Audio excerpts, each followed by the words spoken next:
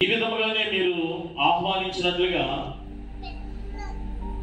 గతించిన కాలంలో ఒక సంఘానికి ఇదే కోత పండుగకు నన్ను స్పీకర్ గా వాక్యము చెప్పడానికి ఆహ్వానించారు.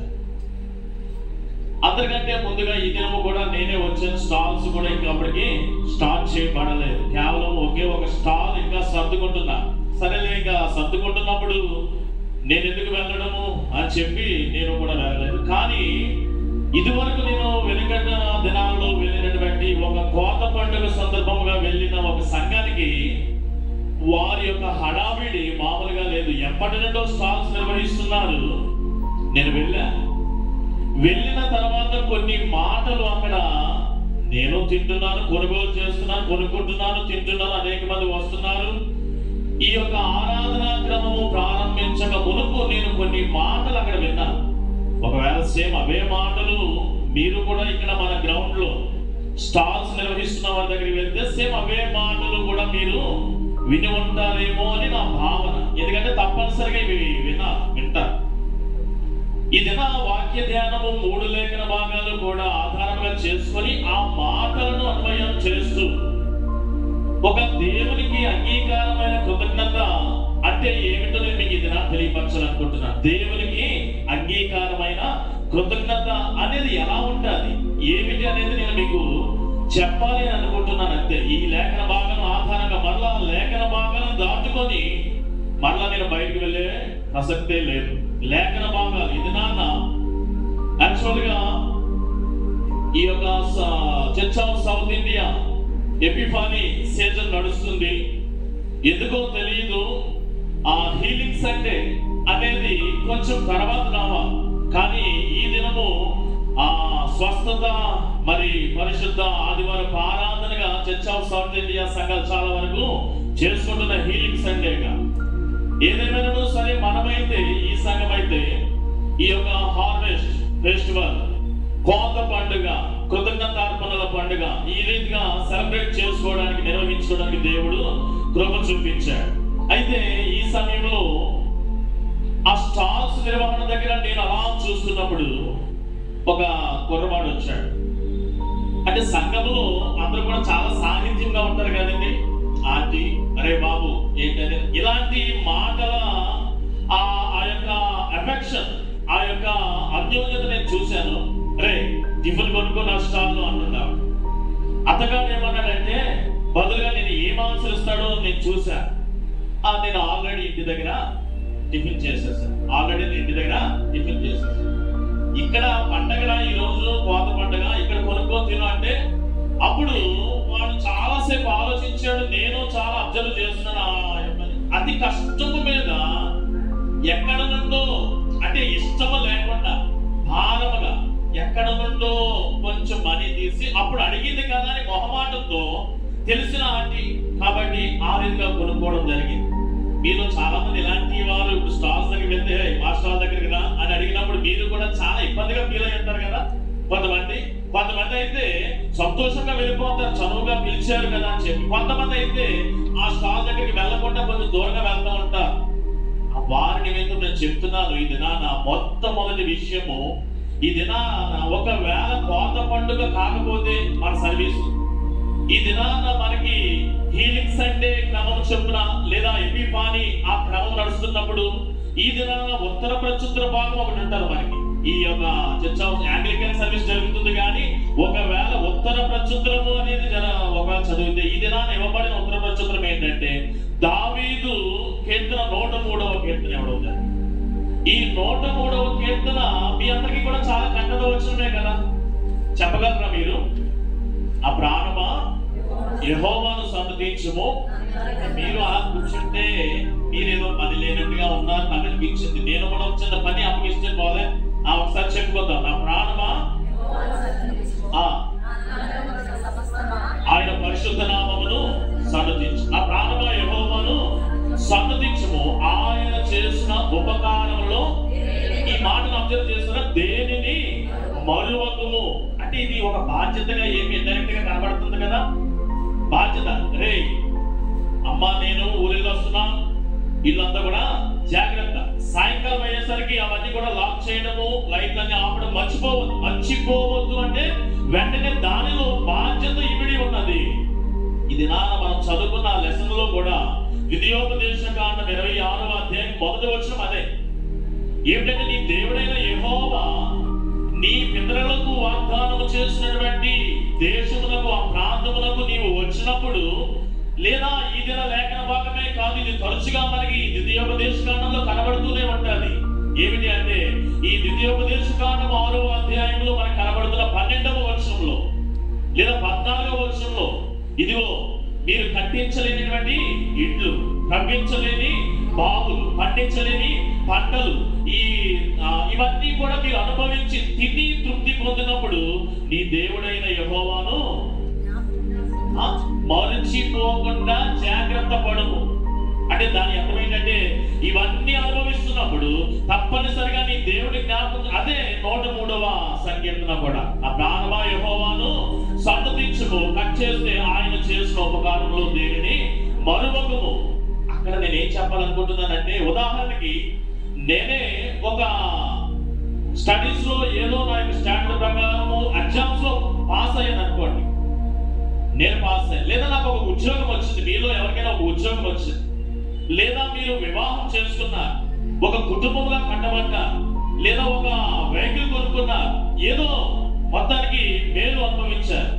వెంటనే మీకు మీరుగా స్పందించాలి కానీ నా తండ్రి వచ్చి అరే పాస్ అయ్యావు కదా దేవునికి ఈ కానుక, లేదా ప్రార్థన పెట్టించుకోవడానికి ఒకసారి ఆలోచన చేయి, వివాహం అయింది కదా, నా తండ్రియో నా తల్లియో లేదా నా స్నేహితులో నా ఆప్తులో మిత్రులో శ్రేయోభిలాషులో పక్క నుండి వచ్చి ఒరే ఈ మేలు పొందుకున్నావు కదా, నీవు ఇదిగో ఈ యొక్క కూడిక పెట్టించుకో, లేదా ఈ యొక్క ఆఫరింగ్ ఇవి అని వారు చెప్పుట చేత నేను చేయడం వలన అది నిజమైనటువంటి కృతజ్ఞత కాదు అని నేను చెప్తున్నాను ముఖాముఖిగా. ఉదాహరణకి ఆంటీ గారు రే చదువుతూ అన్నారు, రే స్టాల్లో కొంచెం టిఫిన్. వాడు ఆలోచిస్తూ చాలా సమయం గడిపి అతి కష్టము మీద మీరు ఎలాగంటే ఇవ్వండి ఈ యొక్క మరి వేలంపాట కొరకు ఇలాగ సిద్ధపరిచి తీసుకొని వచ్చినా దేవునికి అర్పణయే. స్టాల్స్ నిర్వహిస్తున్న వారు కూడా దేవునికి అర్పణ అర్పించడమే, దాన్ని కొనుగోలు కూడా చేస్తున్న వారు కూడా దేవునికి అర్పణ అర్పిస్తున్నారనే భావన ఇక్కడ. చివరిగా సేకరణ, కానుకల సేకరణ ఏ రీతిగానైనా సరే, వేలంపాట అయినను, స్టాల్స్ కొనుగోలు అయినను, నిర్వహణ అయినను, మనం అర్పించి సేకరిస్తున్నప్పుడు అర్పించేదైనను దేవునికి దినాన అర్పణలు అర్పిస్తున్నాం.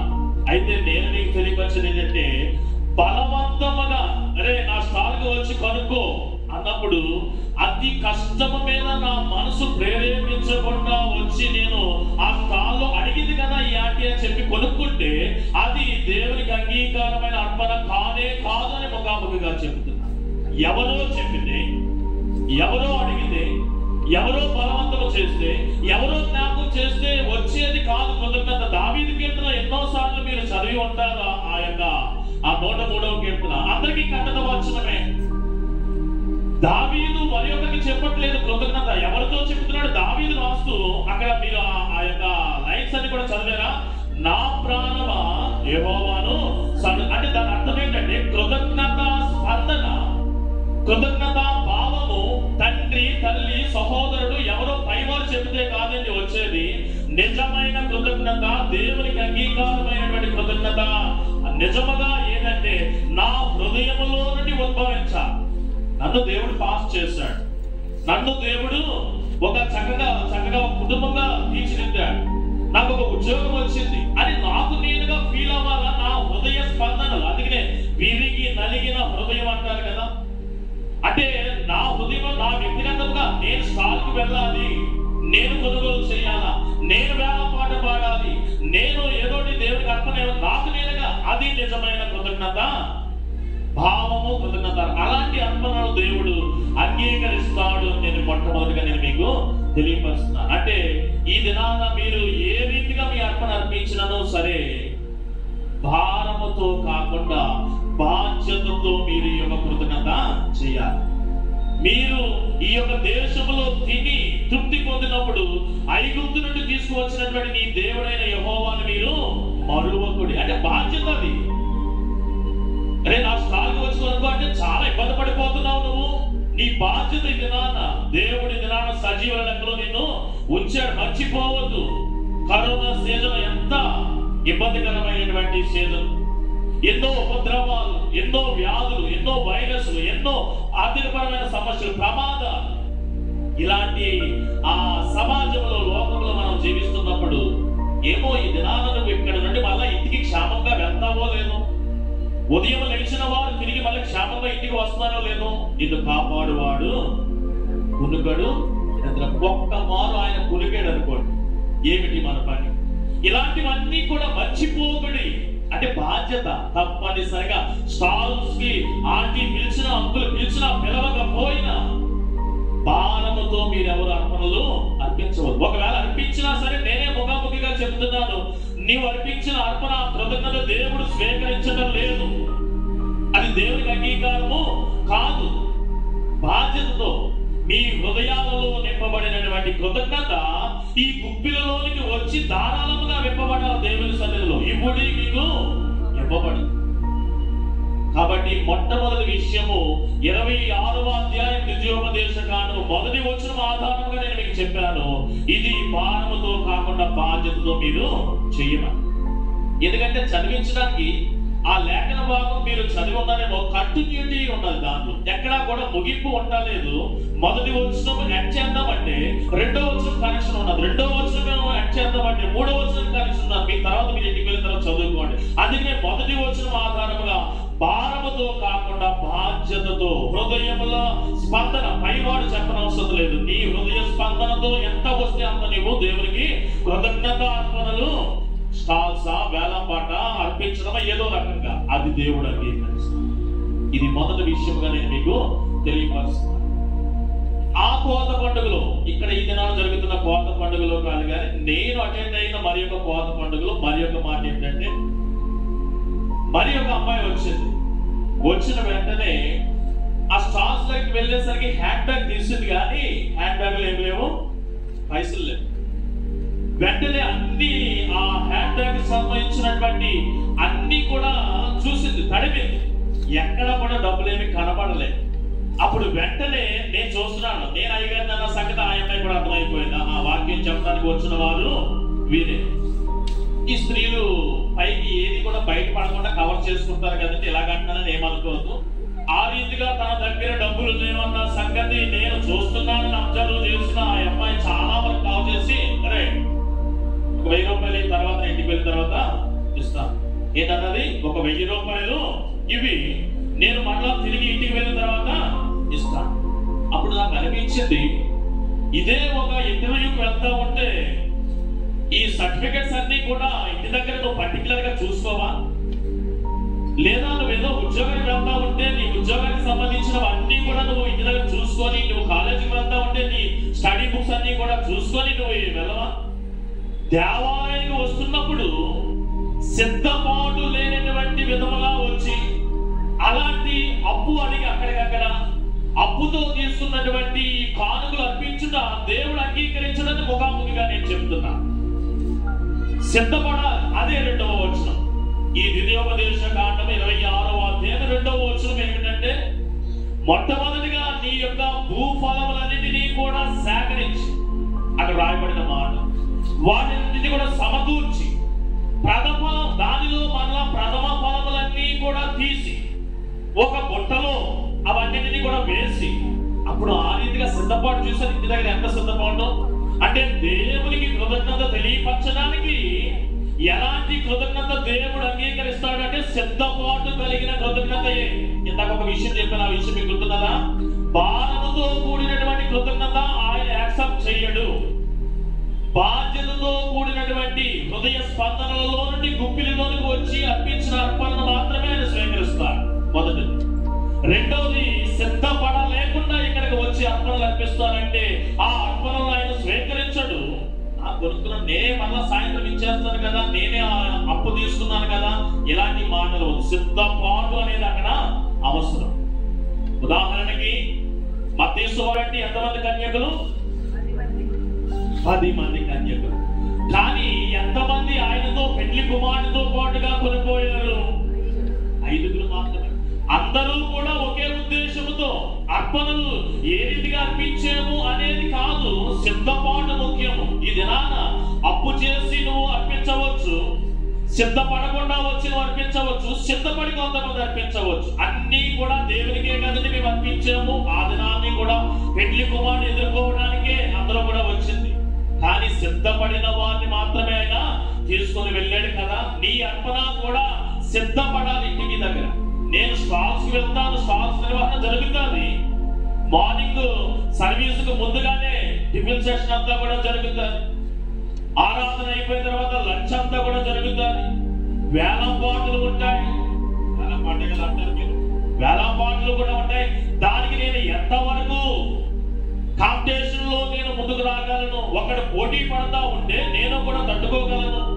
స్టాల్స్ వరకు ఎంత వెచ్చించి, వేలంపాటు వరకు ఎంత వెచ్చించి నేను మరలా సొంతగా మరలా సేకరణ జరుగుతున్నప్పుడు అర్పించడానికి ఇంత ఈ సిద్ధపాటు ఎవరికైతే ఉండదో, ఆ సిద్ధపాటు లేకుండా మీరు ఎంత కానుకిచ్చినా ఆ కానుక దేవుడు అంగీకరించడు. ఒకసారి 2వ వచనం మీలో ఎవరైనా చదవగలరా? ద్వితీయోపదేశకాండం 26వ అధ్యాయం 2వ వచనం.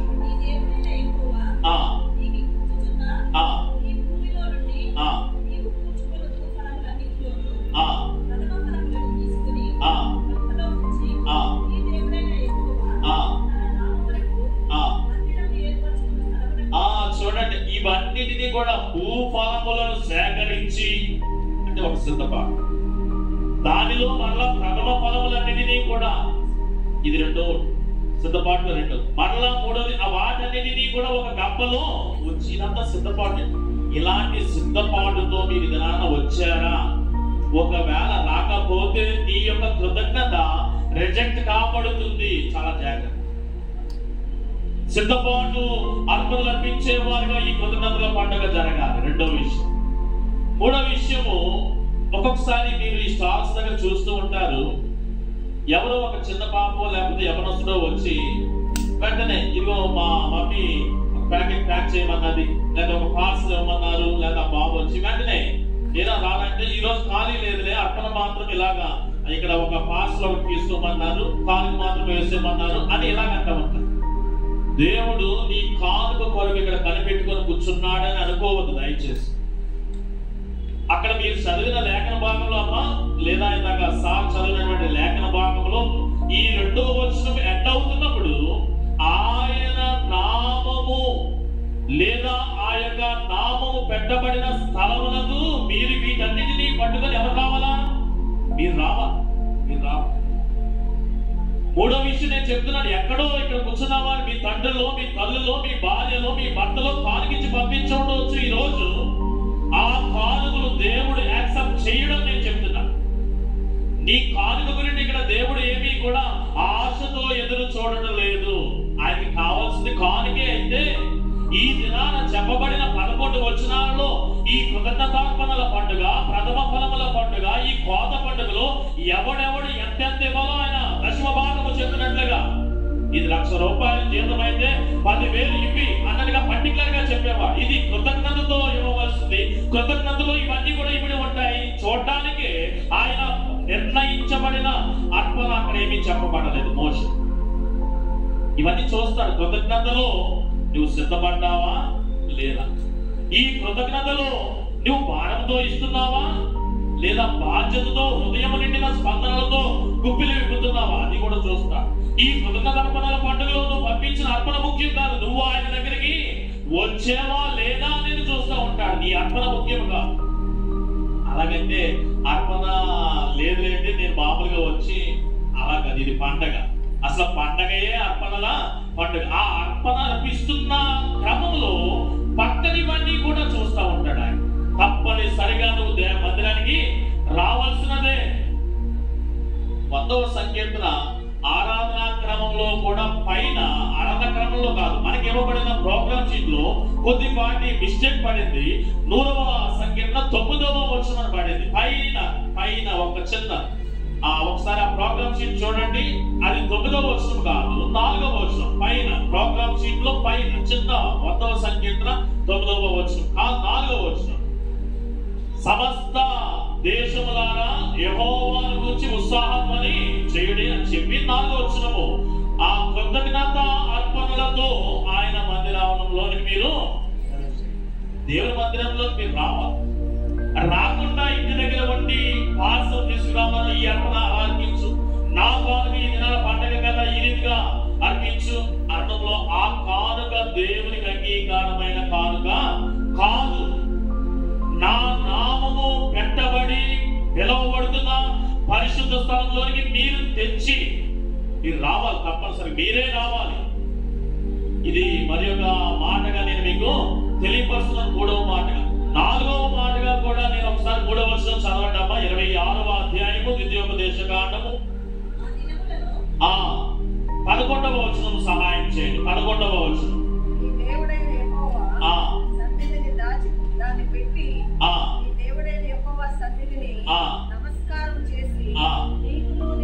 చూడండి అక్కడ అంటే పైన కూడా వివరముగా అక్కడక్కడ చెప్పబడింది, కానీ ఇక్కడ అందరి గురించి రాయబడ్డాడు. నీవు నీ ఇంటి వారును యాజకులను పరదేశులందరితో కలిసి మీరు సంతోషించాలి అని అక్కడ వాక్యం రాయబడి ఉన్నది. ఆ పైన కూడా అదే రాయబడి ఉన్నది.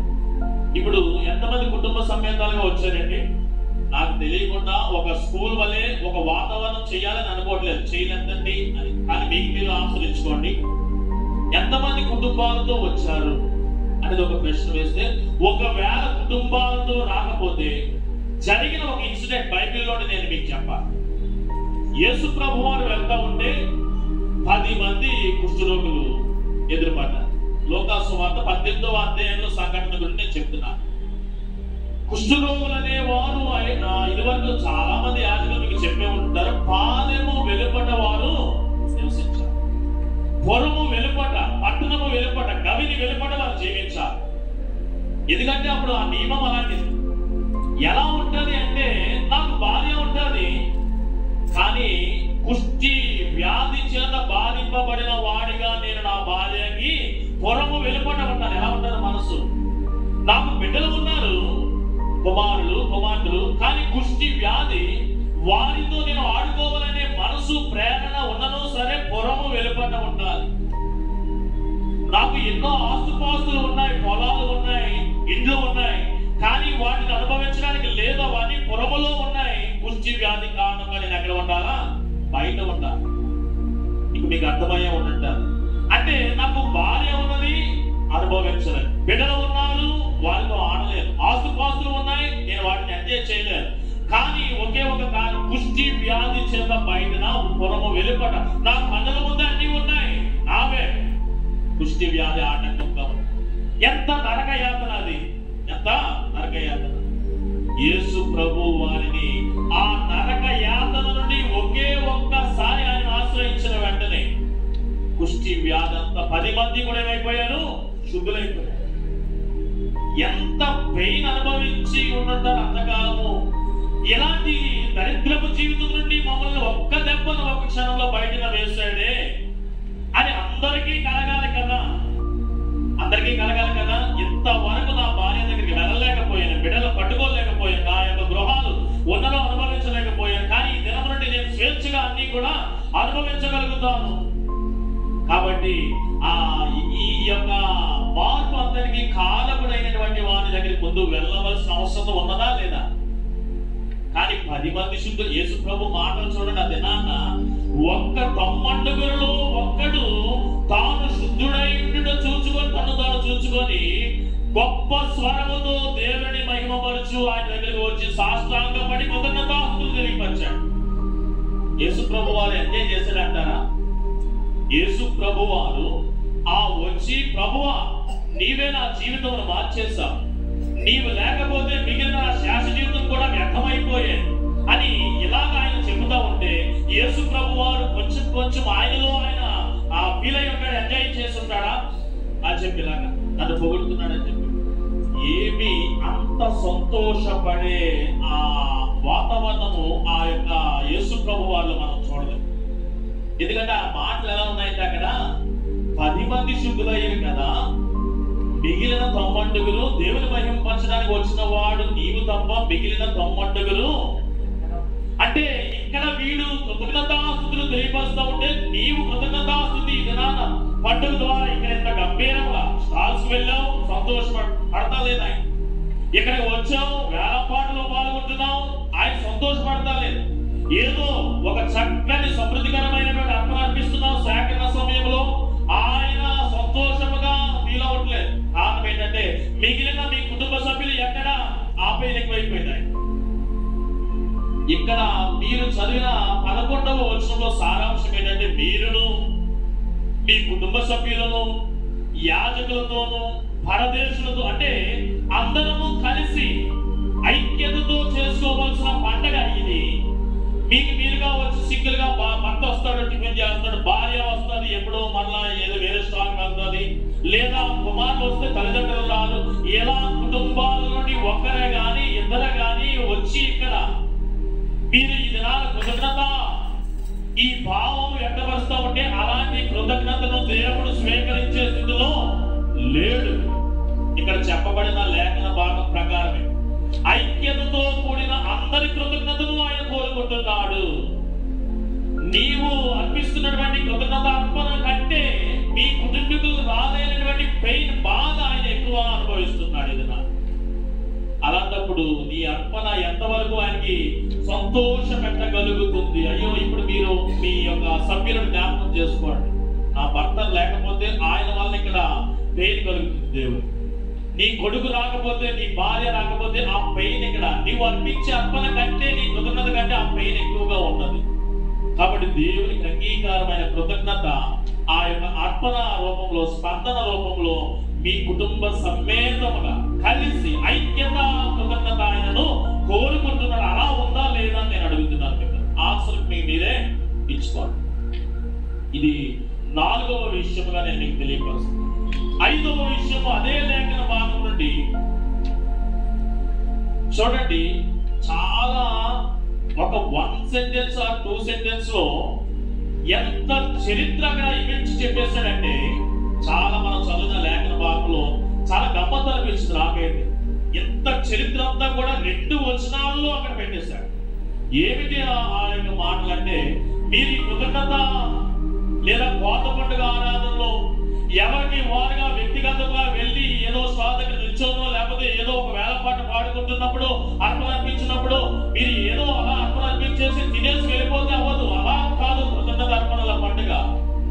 అక్కడ చెప్పబడినది ఏంటంటే 5వ వచనంలో కానీ 10వ వచనంలో కానీ చెప్పబడిన మాట ఏమిటంటే ఒప్పుకొనుచు అనే పదం మీరు అడిగారు. లేకపోతే దేవుని సన్నిధిలో మీరు చెప్పి, అంటే దేవుడు చేసిన కార్య ఏం చేశాడు అక్కడ ఇశ్రాయేలుతో మాట్లాడుతున్న సందర్భం కాంటెక్స్ట్ ఏంటంటే అక్కడ ఒక పదం మీరు కనబడదు. ఒక దేశస్తుని పేరుతో మొదలవుతుంది. 5వ వచనం చదవండి. అరామీ దేశస్తుడు అంటే ఎవరు? అరామీ దేశస్తుడు అంటే ఇక్కడ పుట్టినోట్లో చదువుకొని వచ్చారా? ఓకే, చాలా సంతోషం. సిరియా అంటే దాని వివరణ ఏంటో తెలుసా?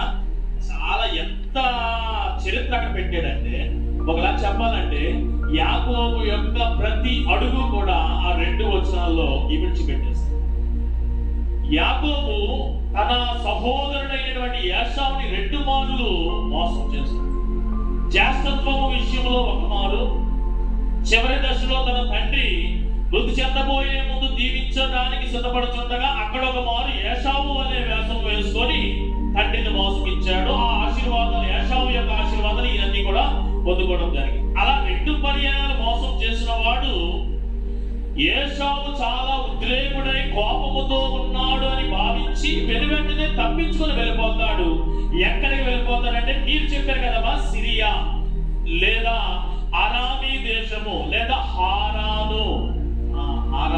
అదే ఇప్పుడు నశించిపోతున్న క్రమంలో ఎక్కడికి వెళ్ళిపోయాడంటే యాకోబు అనబడుతున్న వాడు హారాము వెళ్ళిపోయాడు, ఆరామీ దేశానికి వెళ్ళిపోయాడు, సిరియా దేశానికి వెళ్ళిపోయాడు. అది చెప్తున్నాడు, ఎక్కడ లేవనెత్తాడు. అలాంటి పారిపోవలసినటువంటి యాకోబు జీవితాన్ని దేవుడు మరలా ఒక చిన్న కుటుంబముగా మరలా ఆయన నడిపించి అక్కడ నుండి మరలా ఐగుప్తు దేశమునకు, మీరు చదువుతున్నప్పుడు ఆ లేఖన భాగంలో ఐగుప్తునకు నడిపించి కొద్ది మందిగా కరువు నిమిత్తము అక్కడ వలస తీరిన పరిస్థితి వివరించి అక్కడ శ్రమ పెట్టబడిన వారిగా, హింసింపబడిన వారిగా, అణచివేయబడిన వారిగా ఇదే యాకోబు గురించి వివరణిస్తూ దేవుని యొక్క మహా ఆ యొక్క బలము చేత, ఆయన యొక్క చేతి హస్తము చేత మరలా ఐగుప్తు నుండి విమోచన పొందిన సందర్భంలో కూడా ఇప్పుడు యాకోబుకి ఇచ్చినటువంటి వాగ్దానం అబ్రహాముకి ఇచ్చినదేమో ఇస్సాకుకి, ఇస్సాకుకి ఇచ్చినది యాకోబుకి, యాకోబు ఈ రీతిగా అరామీ దేశము పారిపోయి, హారాను పారిపోయి, అక్కడ నుండి కుటుంబముగా పామై ఐగుప్తు దేశానికి వెళ్ళి ఐగుప్తులో హింసింపబడి మరలా అనేక మంది జనముగా విస్తరించబడిన తర్వాత విమోచింపబడి 40 సంవత్సరములు అరణ్యములో ఏదో కష్టమో నష్టమో దేవుని యొక్క సహాయం చేత నడిపింపబడి అనేక మంది చేరబడలేదు కానీ వాగ్దాన దేశమునకు కొద్ది మందిగా చేర్చబడిన ఆ యొక్క దృష్టాంతం అంతా కూడా వివరిస్తే యాకోబు దీనిలో ప్రవేశించలేదు కానీ, తదుపరి జనాంగము ప్రవేశించలేదు కానీ, మీరు మీ పితరులకు వాగ్దానము చేసినటువంటి వాగ్దాన దేశములో అనగా పాలు తేనెలు ప్రవహించే దేశంలో మీరు ప్రవేశించుచున్నప్పుడు ఈ వాగ్దానమును మీరు జ్ఞాపకం చేసుకోండి. అంటే మిమ్మల్ని ప్రవేశింపజేసిన వాడు ఎవరు? యాకోబు ప్రవేశించలేడా? యాకోబు యొక్క కుటుంబీకులు ప్రవేశించలేదా? ఆ తర్వాత జనాంగం ప్రవేశించలేదా? ప్రవేశింపనివ్వలేదు యెహోవా దేవుడు.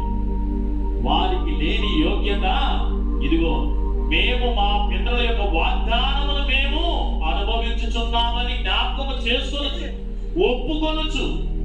మీ యొక్క మూల పురుషుడు, మీ యొక్క తండ్రి యాకోబు అరామీ దేశంలో ఇదిగో ఇలాగ అవమానముతో, భయముతో నశించిపోయే క్రమంలో వెళ్ళిన స్థితి నుండి ఇంతవరకు నేను నడిపించినటువంటి ఆ విషయాలు జ్ఞాపకం చేసుకుంటూ ఒప్పుకొనొచ్చు. నువ్వు తెచ్చేవే కానుక భూ ఫలములను సేకరించి ప్రథమ ఫలములను మరి సమకూర్చి ఒక గంపలో వాటిని పెట్టుకొని సిద్ధపరచుకొని నీవు నీ కుటుంబం అంతా కూడా వచ్చి యాజకుని దగ్గరికి తెచ్చినప్పుడు యాజకుని తీసుకుంటున్నప్పుడు నువ్వు ఒప్పుకోవా, మా గతి ఇది, మా స్థితి ఇది. అక్కడ నుండి వచ్చిన వారు ఇప్పుడు అవేమి కనబడదు మరి మీరైతే, కానీ సింపుల్ గా వచ్చి ఒక 100 రూపాయలు 200 అక్కడ పెట్టి స్టాల్ లో తిని వెళ్ళిపోతాం. అలా కాదు. నీ గతి ఏమిటి, నీ స్థితి ఏమిటి ఇక్కడ ఒప్పుకొనొచ్చు, చెప్పుకొనొచ్చు. అదవలసంలో కూడా ఉంటారు, మీరు చెప్పుకొనొచ్చు. దేవుడు మా యొక్క కుటుంబాన్ని ఎక్కడ ఉండేవారు అమ్మా, ఉండడానికి కూడా ఇల్లు లేదు, అద్దె కూడా కట్టుకోలేము. ఇదిగో నా యజమానులు చనిపోయిన తర్వాత నా యొక్క పరిస్థితి ఇది, చదివించుకోవడానికి డబ్బులు కూడా లేవు, ఆరోగ్యం కూడా నేను ఎప్పుడో గతించిపోతాను అనుకున్నాను. ఈ దినానికి ఆరోగ్యం దేవుడు ఇవన్నీ కూడా మీరు ఒప్పుకొనొచ్చు. దేవా నీ వల్ల ఈ దినాన్ని నేను సజీవుడిగా ఉన్నాను, ఒప్పుకోవాలి. నువ్వు అర్పిస్తూ ఒప్పుకోవాల్సిందే. ఈ దినాన ఈ యొక్క కట్టు బొట్టు ధరించినవన్నీ కూడా అనుభవిస్తున్న ప్రతిదీ కూడా దేవా నీవిచ్చినవే. పక్కవారితో చెప్పుకోవాలమ్మా ఈ దినాన ఎలా ఉన్నాను అంటే ఈ ఆరోగ్యానికి దేవుడు అలా ఒప్పుకొనొచ్చు, చెప్పుకొనొచ్చు. ఈ యొక్క అర్పణలో అర్పించాలి, కృతజ్ఞత తెలియపరచాలి. అది దేవుడు కోరుకుంటున్నాడు. అదే అక్కడ చెప్పబడింది ఈ దిన విద్యోపదేశ కాండములో. తర్వాత మీకు అర్థమైంది అనుకుంటాను, ఎక్కువ వివరణ లేకుండా సమయం కొద్దిగానే ఇచ్చారు కాబట్టి మరి ఒక మాట నేను చెప్తాను. ఏమిటంటే మరి ఒక స్టాల్ దగ్గర నేను చూస్తున్నప్పుడు ఎంత ఈ 2 వడలు అన్నప్పుడు ఆమె 80 రూపీస్ అన్న. వీడంటాడు అమ్మో అంతా అన్నాడు. ఏంటంట 2 వడలు కలిసి ఎంత అంటే ఒకవేళ స్టాల్ ఇక్కడ కానీ ఉంటే అదే ధర ఉంటే నన్ను ఏమనుకోతుంది, నేను చూడలేదు. నేను ఎక్కడో చూసింది ఇక్కడ చెప్తున్నాను. ఒకవేళ ఎక్కడ చూసింది ఇక్కడ చెప్తే మరలా మిమ్మల్ని నొప్పించిన వాడిగా అవుతాను అని అందుకని ఎక్కడో అంటున్నాను అంతే. ఓకేనా? ఈ 2 వడలు కూడా 80 రూపీస్ అనేసరికి జాగ్రత్తగా వినండి. ఆ కుర్రగాడు ఏమన్నాడు, అమ్మో అంత కాస్ట్ అంటే అన్నాడు. అంటే వెంటనే ఏమైపోయిందంటే ఆ యొక్క మాట యొక్క ఆలోచన తీవ్రత మీరు ఒకసారి ఆలోచన చేయండి. 80 రూపీస్ ఈ 2 వాళ్ళు అంటే బయట వాడు ఆలోచన చేస్తుంటాడు, ఈ యొక్క హోటల్లో ఎంత ఉంటుంది, మా ఇంటి దగ్గర హోటల్లో ఇంకా తక్కువ కదా, ఇన్ని ఆలోచన చేసేసి ఉంటాడు కదా ఆల్రెడీ మైండ్ లో. అదే ఈ దిన మనకి పత్రికా పాఠ్య భాగం చెప్తుంది. రోమా పత్రిక కొరింథీ 2వ పత్రిక 9వ అధ్యాయంలో చెప్పబడిన మాట 6వ వచనంలో గాని 7వ వచనంలో గాని లేదా ఇదే ద్వితీయోపదేశ కాండంలో 11వ వచనం 26వ అధ్యాయంలో గాని సంతోషముతో దేవుడికి ఇచ్చేటప్పుడు ఎలా ఇవ్వాలండి? సంతోషంతో ఇవ్వాలి కానీ భారముతో ఇవ్వద్దు. ఇది 80 రూపాయల లేకపోతే 150 రూపాయలు, అది మధ్యాహ్నం ఎంత పెట్టారో తెలియదు.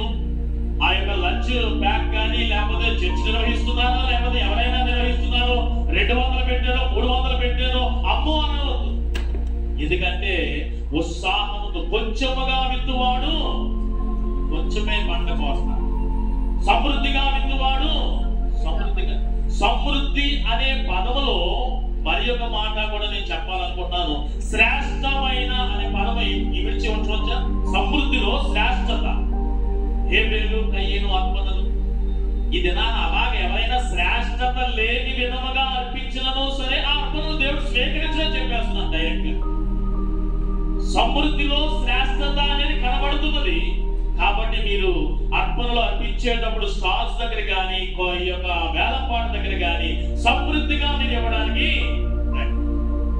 ఇదొక విషయం అయితే దానిలో పట్టు చేస్తే సంతోషంతో ముందుకు రండి. అంతేగాని అనవసరంగా 1116 పాడేయడంలో అందరూ ఉన్నారని పాడేస్తారు. ఇచ్చేటప్పుడు మాత్రము ఇప్పుడు తడుము పుట్టు ఇచ్చేటప్పుడు అది చాలా ఏదో భారముతో ఇలా ఇస్తూ ఉంటారు. కానీ సంతోషముతో నేను చెప్పిన విషయాలు మీ అందరికీ గుర్తున్నాయని అనుకుంటున్నాను. ఎంతమంది గుర్తున్నాయో లేదో తెలియదు. మొట్టమొదటిగా ఈ కృతజ్ఞత అర్పణల పండుగలో మీ కృతజ్ఞత అర్పణ లేదా మీ కృతజ్ఞత హృదయము, మీ కృతజ్ఞత ఈ భావము దేవుడు అంగీకరించాలి అంటే మొట్టమొదటి విషయం ఇది భారముగా కాకుండా బాధ్యతగా మీరు చెయ్యాలి. ఇది మొదటి విషయం. హృదయంలో నుండి రావాలి కానీ ఎవరో చెబితే వచ్చేది కాదు. అది నిజమైన కృతజ్ఞత కాదు. రెండవది, సిద్ధపడకుండా వచ్చి అర్పణలు అర్పించడం వలన ఆ అర్పణ దేవుడు స్వీకరించడు. అక్కడ చెప్పబడిన లెసన్ ప్రకారం సిద్ధపడిన అర్పణలు మాత్రమే దేవుడు స్వీకరిస్తాడు. రెండవది. మూడవది, ఆయన సన్నిధికి వచ్చిన అర్పణలు అర్పించాలి కానీ నీ భార్యయో నీ భర్తయో నీ కుటుంబమో ఎవరో చేతకు అర్పణ అర్పిస్తే అట్లాంటి అర్పణ స్వీకరించడు. ఈ పండగ సందర్భంగానే కాదు, ఏదైనా సరే నీ అంతట నువ్వు రావాల్సినదే అర్పణ అర్పించవలసినది. ఇది మూడవది. నాలుగవది, నీ ఒక్కడవే వచ్చి ఇక్కడ ఏదో ఆరాధన చేసేసి నువ్వు అర్పించినంత మాత్రాన అది దేవునికి ఇంపైనది గాను తృప్తికరమైన కృతజ్ఞతగా ఉండదు. ఎవరైతే మేలు పొందారో నీ కుటుంబం అంతయు కూడా కలిసి రావాలి. అందరూ కూడా కలిసి ఐక్యతతో కూడి వచ్చి కృతజ్ఞత తెలియపరచాలి. నాలుగవ విషయం. ఐదవ విషయం కూడా చెప్పాను. ఏదో వచ్చేసాము, అయ్యగారు ఒక్కడే పాడుకుంటాడు, అయ్యగారు ఒక్కడే చెప్పుకుంటాడంటే అవ్వదు. నీవు పొందిన మేలు ఒప్పుకుంటూ ఇతరులకు చెప్పుకుంటూ నీ కృతజ్ఞత తెలియపరచాలి. ఇది ఐదవ. ఆరవ విషయం కూడా సమృద్ధిగా నువ్వు దేవునికి అర్పణ అర్పించు. భారముతో మీరు సదగుచ్చు. ఇంకో మాట, గొనుగుచ్చు మీరు అర్పణలు అర్పించవద్దు. సంతోషముతో ఇవ్వండి. ఏడవ విషయము, సమృద్ధికరంగా మీరు ఇవ్వండి. ఇలా మీరు ఇచ్చినప్పుడు ఏమవుతుందో తెలుసా? దేవుడు మీ జీవితాన్ని సమృద్ధిగా మార్చేస్తాడు. సమృద్ధిగా ఇచ్చేవారికి దేవుడు సమృద్ధిగా, అక్కడే పత్రికలోనే రాయబడి ఉన్న మాటలు. రెండవది, ఇలాగ 7 విషయాలతో కలిసిన అర్పణ ఎవరైతే అర్పిస్తారో దేవుడు వారిని ప్రేమించును అని అక్కడ రాయబడి ఉన్నారు. దేవుడు మిమ్మల్ని ప్రేమించాలంటే ఈ 7 విషయాలు గుర్తు పెట్టుకోండి. మీ సమృద్ధికరంగా మీరు జీవించాలంటే 7 విషయాలు ఫాలో అవ్వండి. దేవుని కృప ఎంతో దాని విలువ మీకు తెలుసు కదా. 23వ కీర్తన చివరి వచనం చెప్పగలరా? దావీదు కోరుకుంటున్నాడు. 23వ కీర్తన కంటలో పేరుతున్నాడు. 6వ వచనం చివరిగా దావీదు ఏమని కోరుకుంటున్నాడంటే ఆ జీవిత కాలం అంతయు కృపా క్షేమములే నా వెంట రావాలి అంటే అంత వాల్యూ అన్నమాట కృప. మోషే ప్రార్థన మీకు తెలుసు కదా. 90వ సంకీర్తన 14వ వచనము, ఉదయమున నీ కృపతో అంటే ఆ కృప. కొరింథీ పత్రిక 12వ అధ్యాయంలో చెప్పబడిన మాట పౌలు ఏమంటే నీ కృప నాకు చాలు అని. అంటే కృప అంత వాల్యూ అన్నమాట.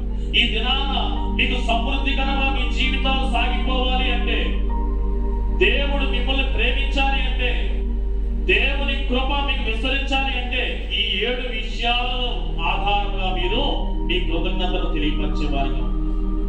దశమ భాగము చెల్లించండి అని ఒక పర్సెంటేజ్ ఫిక్స్డ్ గా ఇక్కడ చెప్పలేదు ప్రథమ ఫలముల పండగ సందర్భంగా. అంటే ఎందుకు చెప్పలేదంటే, ఒకవేళ 100 రూపాయలు చెల్లించి బాబు అంటే ఆ 100 రూపాయలు నువ్వు తెచ్చేస్తావు. అలా కాదు, దానిలో ఈ 7 విషయాలు మిస్ అయి మనం చూడడానికి అవకాశం లేదు. ఎప్పుడైతే ఆయన ఫిక్స్ చేయకుండా ప్రథమ ఫలములు మీరు అర్పించండి అన్నాడో కృతజ్ఞతతో, దానిలో ఈ 7 విషయాలు ఆయన చూస్తా ఉంటాడు, అబ్జర్వ్ చేస్తాడు. మీ కృతజ్ఞత అంతా కూడా ఎలా ఉంటుంది అంటే, మీ స్టేటస్ పెరిగినట్లుగా కృతజ్ఞత స్పందన కూడా పెరగాలి. ఎట్లా అంటే, మీరంతా కూడా ఇంచుమించుగా ఎక్కువ శాతం కృతజ్ఞత స్పందన ఎప్పుడు కలిగి ఉంటారంటే, మీరు అనుకున్న లేదా మీ సమస్యలు తీరిపోయిన తర్వాత, అప్పుడు కదండి. పాస్ అయిన తర్వాత, వివాహం అయిన తర్వాత, గృహ నిర్మాణం అయిన తర్వాత, స్వస్థపడిన తర్వాత, ఇలా దేవుని కార్యమైన తర్వాత కృతజ్ఞత, అంతే కదా. అందరూ కూడా ఇదే స్థితిలో ఉండిపోతే లాభం లేదండి. ఒక్క అడుగు ముందుకు వెళ్ళాలి. కృతజ్ఞత అనేది 1 అడుగు కాదు, 2 అడుగులు ముందుకు వెళ్ళాలి. కృతజ్ఞతలో పరిపూర్ణతకు వచ్చాయి. 2వ అడుగు ఏమిటంటే, మన సమస్యలు అవ్వకపోయినను మన సమస్యలలో ఉన్నను కృతజ్ఞత తెలియపరచాలి. ఇరుగు గోడల దగ్గర గోడలు అలాగే ఉన్నాయి, కానీ కృతజ్ఞత జరుగుతున్నది. అలా స్థుతి పరిస్థితులను మార్చేస్తా ఉంటారు. ఈ పౌలు శీలలు చెరసాలలోనే ఉన్నారు, కానీ సమస్య అలాగే ఉన్నది. వారు కృతజ్ఞత తెలియపరచు పాటలు పాడుచు. షడ్రక్ మేషక్ అబేద్నెగో అగ్నిగుండంలోనే ఉన్నారు, కానీ వారు కృతజ్ఞత పాటలు పాడుచు. మన యొక్క సమస్యలు అయిన తర్వాత కృతజ్ఞత తెలియపరచడం అనేది కామన్. ఒక్క అడుగు మీరు ఎదగా. మన పనులు అవ్వకపోయినా, సమస్యలు తీర్చబడకపోయినా, దానిలో నుండి కృతజ్ఞత మనము తెలియపరచాలి. అది ఒక్కటే కాదండి, కృతజ్ఞతలో పరిపూర్ణత ఏంటో తెలుసా? ఎప్పుడూ జరగబోయే వాటికి ఇప్పుడే కృతజ్ఞతాస్తుతి తెలియపరచడం. అంటే యేసు ప్రభు జీవితంలో ఒక ఉదాహరణ చెప్పి నేను ఎక్కువ సమయం తీసుకోదలుచుకోలేదు, ముగిస్తాను. ఒకే ఒక మాట. లాజరు చనిపోయాడు. లాజరు చనిపోతాడు అనే విషయం విన్ననో సరే యేసు ప్రభు వారు రావడానికి ఎన్నో కారణాలు ఉన్నాయి. అవన్నీ సేవకులు మీకు చెప్తూ ఉంటారు ఆయా సందర్భాలు. అయితే 4వ దినమున వచ్చిన వాడు చాలా ముచ్చటగా, చాలా తాపీగా మాటతో ముచ్చటిస్తూ వెళ్తున్నాడు. ఆ మాటల్లో భాగంగా ప్రభువారు అయ్యా అమ్మా విశ్వసిస్తున్నామంటే విశ్వసిస్తున్నాను, అందుకు యేసు పునరుత్థానమును జీవమును నేనే, నా యందు విశ్వాసం ఉంచువాడు చనిపోయినను బ్రతుకును బ్రతికి, అదంతా మీకు తెలుసు అన్న సమయంలో అవును ప్రభు నువ్వు దేవుని కుమారుడు అని విశ్వసిస్తున్నానని చెప్పి ఇంకా నడుచుకుంటూ సమాధి దగ్గరికి వెళ్ళి ఆ బండను పొర్లించడి, ఆ రాయిని పొర్లించడి అనగానే ఈ మార్తా అన్న ఈ అమ్మాయి అవును ప్రభు నేను విశ్వసిస్తున్నాను అన్న ఆ అమ్మాయి ఏమంటుందంటే, ప్రభు ఇప్పటికే 3-4 దినాలు అయిపోయినా దుర్వాసన వచ్చేస్తుంది. ఇదా విశ్వాసం. అప్పుడు అన్నాడు యేసు ప్రభు వారు, మార్తా నువ్వు విశ్వసించిన ఎడల దేవుని మహిమను చూస్తావు. అప్పటికి ఇంకా లాజరు బ్రతకలేదు. ప్రేత వస్త్రములతో చుట్టబడిన వాడిగా ఆ సమాధిలోనే ఉన్నాడు. కార్యం ఇంకా జరగలేదు. జాగ్రత్తగా వినండి. అయినను సరే యేసు ప్రభువారు ఆకాశం వైపు తన కన్నులు ఎత్తి తన తండ్రితో, ప్రభువా ఇదిగో నా మనవి వినినందుకు నీకు కృతజ్ఞతాస్తుతులు. ఏ మనం వినడు, ఆల్రెడీ మనవి చేశాడంట. కార్యం అయితే ఇంకా అక్కడ జరగలేదు. లాజరు ఎక్కడ ఉన్నాడు? మీరు మీరు చదువుకోండి, ఇంటికి వెళ్ళిన తర్వాత చదువుకోండి. 11వ అధ్యాయం యోహాను సువార్త 42 కింద దిగువ భాగంలో ఉంటుంది. ప్రభువా నా మనవి విన్నందుకు నీ కృతజ్ఞతాస్తుతులు. కార్యం ఇంకా జరగలేదు. అంటే ఎప్పుడో జరగబోయే వాటికి కూడా మనము కృతజ్ఞతాస్తుతులు తెలియపరచగలిగే ఆ స్టేటస్ లోకి రావాలి. అది కృతజ్ఞత పరిపూర్ణత జీవితం. జరిగిపోయిన వాటికి కష్టాలు శ్రమల్లో బయటపడినప్పుడు ఎవడైనా కృతజ్ఞత తెలియపరుస్తాడు. నీవే కాదు, మినిమం విశ్వాసి కూడా తెలియపరుస్తాడు. శ్రమలలో కృతజ్ఞత తెలియపరిచే వారు కూడా కావాలి. ఇంకా ఉన్నతమైన మెట్టు ఏంటంటే జరగబోయే కార్యాలను బట్టి ముందుగానే మనము కృతజ్ఞత. అలాంటప్పుడు ఎదుటి వారికి మనం పిచ్చోల్లాగే ఉంటాం ఈ లోకస్తులకు. కానీ విశ్వాస నేపథ్యంలో అది ఎంతో అతిశయము, ఆనందం. కాబట్టి ఈ దినాన్ని నేను మీకు తెలియపరుస్తున్నాను. దేవునికి అంగీకారమైనటువంటి కృతజ్ఞత 7 విషయాలు లేఖన భాగం ఆధారంగానే నేను చెప్పాను. ఆ 7 విషయాలు మీరు చేయగలిగితే, కేవలం 3 మాత్రమే చెప్పాను. దానిలో ఇంకా చాలా విషయాలు దాగి ఉన్నాయి పత్రికలు.